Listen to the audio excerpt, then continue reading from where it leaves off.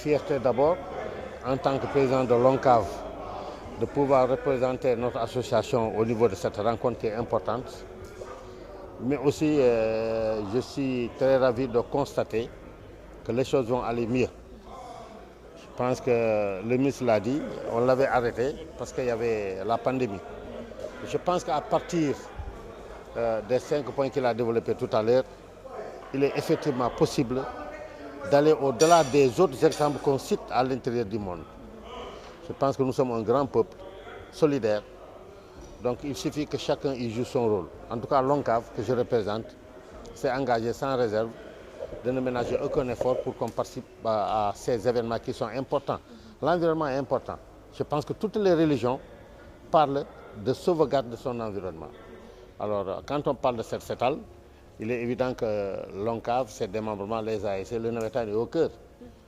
C'est bien de balayer, de nettoyer, mais ce serait mieux encore de surveiller. Je pense que tous les intervenants ont mis l'accent sur la surveillance qui doit advenir. Vous l'avez dit, le ministre a présidé aujourd'hui la réunion du comité national pour l'hygiène et de la lutte contre les encombrements. Il était question de réunir le comité pour évaluer les 2 éditions du BESUP CETAL et les difficultés rencontrées et envisager aujourd'hui la reprise du BESUP CETAL après l'instruction du chef de l'État. Donc au sortir de discussions, ce que nous avons remarqué, il y a eu des difficultés qui ont été identifiées. Au cours de cet atelier, de reprendre le BESUP CETAL, maintenant sous un nouveau format, parce que nous pensons qu'aujourd'hui, pour réussir la propreté au niveau du Sénégal, il faut changer véritablement les comportements.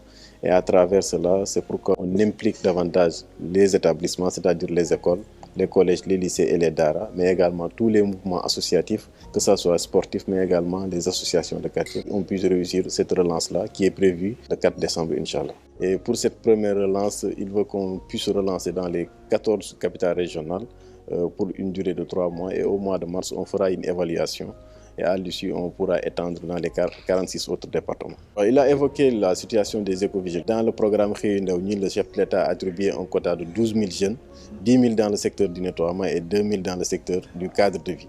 Pour ces jeunes qu'on devons recruter dans le cadre de vie, le ministre a donné les instructions pour qu'on les mette à la disposition des collectivités locales pour qu'ils puissent aider ces collectivités-là dans la surveillance des sites. Parce qu'il est apparu dans les discussions que les collectivités locales n'ont pas assez de moyens pour assurer le suivi. Et c'est la difficulté majeure de nos opérations. C'est la raison pour laquelle le ministre a réitéré ses instructions. Et Inch'Allah, dans l'application de ces instructions, nous verrons comment mettre au devant de la scène ces jeunes-là lors des BESUP CETAL, mais également les impliquer davantage dans la surveillance des sites.